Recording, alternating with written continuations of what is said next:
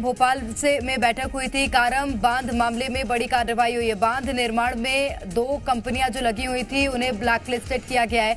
ANS construction और सारथी construction black listed हो गई हैं। कंपनियों का रजिस्ट्रेशन निलंबित कर दिया गया। जांच कमेटी की रिपोर्ट आना अभी बाकी है।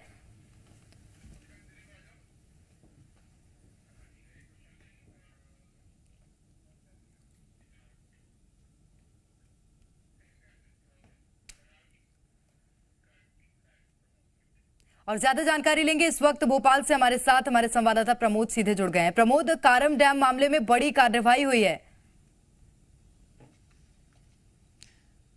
मुख्यमंत्री नाराज है। नाराज इसलिए है क्योंकि जो काम ठीक से होना चाहिए था वो कंपनियों ने नहीं किया। और अब देखिए, प्रदेश सरकार ने ये बड़ी कार्रवाई की है। दोनों ही जो निर्माण एजेंसी है, कंपनियां हैं, देखिए उनको ब्लैकलिस्टेड कर दिया गया। उनका जो पंजीयन है वो निरस्त कर दिया गया है। सबसे बड़ी बात तो ये है कि जो समय सीमा में काम होना चाहिए था वो नहीं हुआ। इसके बाद एक कंपनी का जो काम का कार्यकाल है वो 36 माह बढ़ाया गया।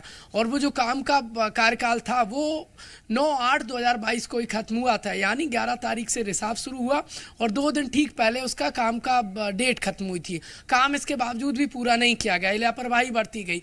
जिन पर जिम्मेदारी थी कि समय सीमा पर कंपनी से काम कराएं, देखिए उनकी भी लापरवाही है। जांच अपनी जगह चल रही है, जांच के बाद दोषियों पर कार्रवाई होगी, लेकिन ठीक उससे पहले ये शिवराज सरकार ने बड़ी कार्रवाई की है। दोनों ही कंपनियां, जो एएनएस कंपनियां हैं और दूसरी एक ग्वालियर की कंपनी है, दोनों ही कंपनियों को ब्लैक लिस्टेड कर दिया है, उनके पंजीयन निरस्त कर दिए हैं। देखिए सरकार नाराज है और नाराजगी लाजमी भी हो जाती है। 18 गांव के लोगों की जान संकट में पड़ गई थी।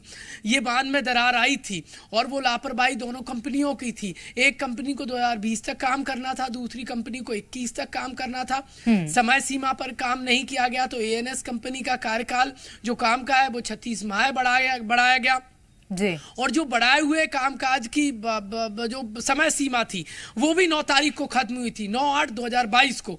लेकिन इसके बावजूद भी काम पूरा नहीं हुआ। और यही कारण भी है प्रमोद कि जब काम पूरा नहीं हुआ उसमें लापरवाही बरती गई, इसी के साथ निर्माण कार्य में लापरवाही बरती गई और अब एक्शन लिया गया है। बहुत शुक्रिया प्रमोद आपका तमाम जानकारी के लिए।